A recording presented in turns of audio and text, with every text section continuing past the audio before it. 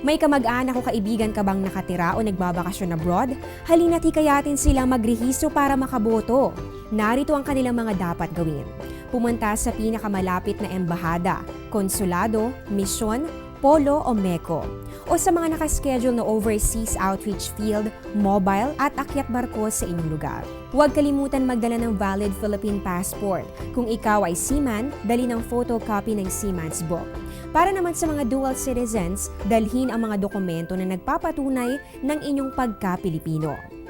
Kung sila naman ay nag-iRehistro online system for overseas voters sa irehistro.comelec.gov.ph/ov, dalhin lang ang printed application form kasama ng isa sa nabanggit na requirements. Kung sila naman ay nasa Pilipinas pero alam nilang nasa abroad sila mula April 9, 2016 hanggang May 9, 2016, pwede pa din sila magparehistro para makaboto sa mga sumusunod na overseas voter registration centers na aprobado ng COMELEC at DFA-OVS. Ano pang hinihintay nyo? Hanggang October 31 na lang pwedeng magparehistro para makaboto.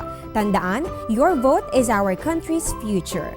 Register and vote. Para sa karagdagang impormasyon, makipag-ugnayan sa pinakamalapit na embahada, konsulado, misyon o MECO o mag-login sa www.dfa-oavs.gov.ph o sa www.comelec.gov.ph.